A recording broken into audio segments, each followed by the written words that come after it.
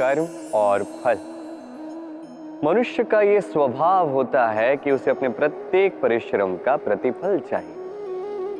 अधिकतर बार तो इसी परिणाम की चिंता करते, कल्पना करते वो कर्म करते जाता है कि मैं ये कर्म करूंगा तो मुझे ये मिलेगा। उसकी कल्पना करता है जो ना उसके हाथ में है, ना उस पर उसका अधिकार है, ना ही वश है। वो केवल अपना कर्म कर सकता है।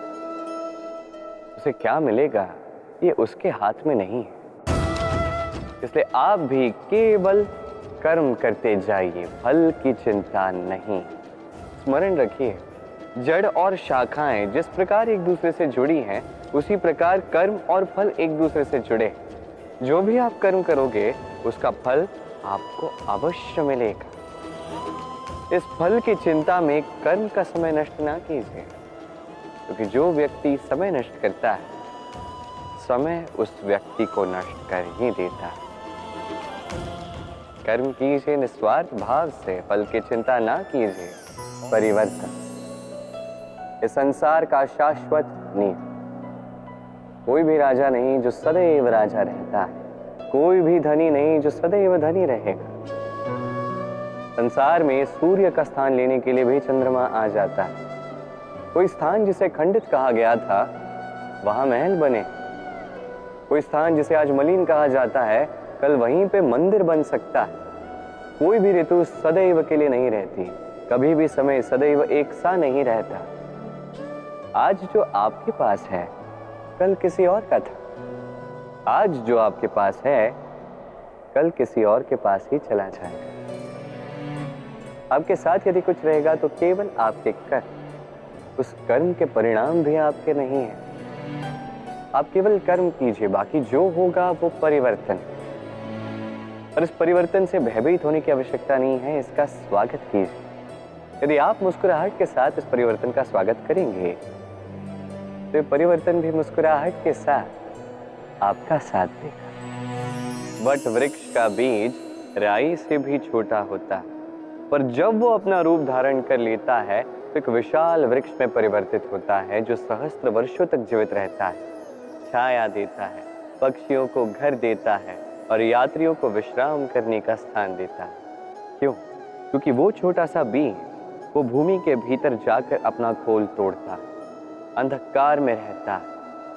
जितनी भी धूप क्यों ना आए, कितनी भी वर्षा क्यों ना आए, सब सहता है। तत्पश्चात एक कली का निर्माण होता है, फिर धीरे धीरे वो एक विशाल वृक्ष में परिवर्तित होता है। देखिए, जीवन में कठिन समय आता है, इसके लिए नहीं ताकि आप हार मान लें, इसलिए आता है ताकि आप भविष्य निर्माण के लिए स्वयं को सज्ज कर दें। यदि कठिन समय में आप भी उस बीज की भांति डटे रहेंगे तो आप भी एक दिन उस विशाल वृक्ष की भांति अपना अस्तित्व बनाएंगे, जो सहस्त्र वर्षों तक पहचाना जाएगा। संचय। मनुष्य जब से सोचने समझने लगता है, संचय करना आरंभ करता है। संचय करता है भोजन का, धन का, शक्ति का। अपने लिए करता है, अपने परिवार के लिए करता है, पत्नी के लिए, संतान के लिए, संतान की संतान के लिए भी करता है। संचय करने के लिए उसके पास अनेक कारण हैं और उसे ये लगता है कि इस संचित शक्ति से कोई उसका कुछ नहीं बिगाड़ पाएगा। भूल जाता है मनुष्य ये महत्वपूर्ण बात, ये सत्य। वो इस संसार में खाली हाथ आया था, यहां से उसे खाली हाथ ही जाना है। जो यहाँ का है वो यहीं रह जाना है। यदि कुछ उसके साथ जाएगा तो वो है उसके कर्म और कुछ।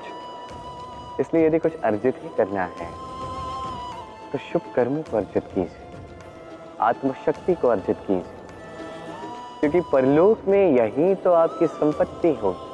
अब कहिए आपको अर्जित नहीं करनी। लगन। देखा जाए तो 3 अक्षरों का ही शब्द है और समस्त त्रिलोक उसी पे आधारित है। आप इस संसार में आए हैं तो सांस लेंगे, निश्चित रूप से बदले में कुछ देना भी होगा ही। आप पर निर्भर करता है आप देते क्या है। देते क्या है इस संसार को, इस समाज को, अपने परिवार को, और बदले में लेते क्या है, यश या अपयश। देखिए, एक था रावण जिसने समुद्र पार किया सीता हरण के लिए, और एक थे श्री राम, जिन्होंने समुद्र पार किया, सेतु बना के गए सीता को वापस लेके आने के लिए। दोनों ने समुद्र पार किया, बस अंतर था तो लगन की समझ का, लक्ष्य का। अनेक लोगों की यात्रा एक जैसी हो सकती है, पर आनंद तभी मिलेगा जब लक्ष्य शुभ हो, महान हो, जिस लक्ष्य में इस संसार का कल्याण होगा, व्यक्ति का सम्मान होगा। यदि आपका संकल्प उचित है तो आपका लक्ष्य भी उचित ही होगा, अन्यथा केवल विनाश होगा। और उचित तो यही है कि विनाश से स्वयं को बचाया जाए। क्यों? तो जीवन में जो भी लक्ष्य बना रहे हैं, स्मरण रखिए वो शुभ लक्ष्य होना चाहिए। यदि ऐसा होगा तो आपकी यात्रा और आपका जीवन दोनों सुखमय होगा। सुरक्षा, क्या है ये सुरक्षा? क्या कोई कवच है या कोई सीमा है? ये सुरक्षा कुछ और है। हमारे माता पिता, हमारे प्रियजन, हमारे मित्र, ये समाज, हमारे शुभ चिंतक, हमारे संबंधी, ये सभी हमें हमारे जीवन में किसी प्रकार की सुरक्षा देते हैं, कोई कवच देते हैं किसी न किसी रूप में। और देखा जाए तो हमारे पराक्रम में, हमारी वीरता में, हमारे साहस में यही सुरक्षा सबसे बड़ी बाधा बनती है। कभी देखिए, जब आपको कोई सुरक्षा ही ना मिले या आप इस सुरक्षा को तोड़ के बाहर निकले, तब आपकी वीरता चरम सीमा पर होती है। क्यों? क्योंकि तब आप जानते हैं कि अब इस संसार का सामना हमें स्वयं ही करना है। आप जानते हैं कि शत्रु का सामना अब अपने ही बल से, अपने ही पराक्रम से, अपने ही साहस के साथ करना है। तब जाके हमारे भीतर की ये शक्ति जागृत होती है। ये शक्ति यहीं बसी है, बस इसे पहचानना है, इसे जागृत करना है, और ये सुरक्षा के टूटने के पश्चात ही होता है। और जो अपनी शक्ति को जानते हैं, जो स्वयं पहले से ही शक्तिशाली होते हैं, वो स्वयं ही अपना कवच निकाल के तोड़कर फेंक देते हैं, कर्ण की भांति। और उसके पश्चात चाहे आपको हार मिले या आपको जीत मिले, वही बड़ी होती है, वही प्रशस्त होती है। इसलिए त्याग दीजिए इस भय को, अपने आसपास के इस सुरक्षा चक्र को तोड़ दीजिए और सामना कीजिए इस संसार का, सामना कीजिए अपने शत्रु का।